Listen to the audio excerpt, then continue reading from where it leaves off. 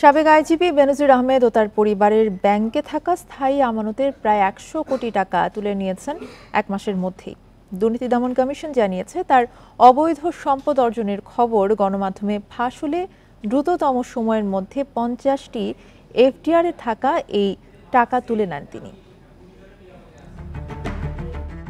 ৩১ March থেকে একটি জাতীয় পত্রিকায় বেনজির পরিবারের অবৈধ সম্পদ নিয়ে ধারাবাহিক প্রতিবেদন প্রকাশ হয়।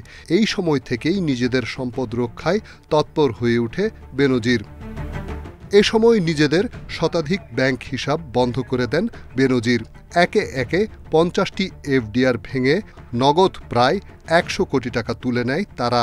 এছাড়া ব্যাংক হিসাবে থাকা আরও কয়েক কোটি টাকা এ সময় তুলে নেওয়া হয়। প্রত্যেক ক্ষেত্রে অনুসন্ধান কর্মকর্তাকে কমিশন নির্দেশ দেয় না, কমিশন তাকে দায়িত্ব দেয় যে তুমি অনুসন্ধান করো।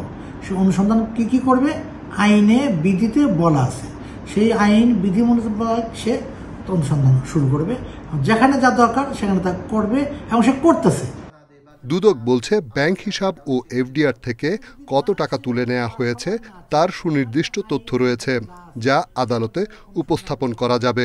শোনা যাচ্ছে যে সে তার কিছু টাকা পয়সা উঠাই নিয়ে গেছে, কি নিছে না নিছে তদন্তকারী কর্মকর্তা দেখবে এটা, এবং এটা তার অ্যাকাউন্ট চেক করলেই সব পাওয়া যাবে।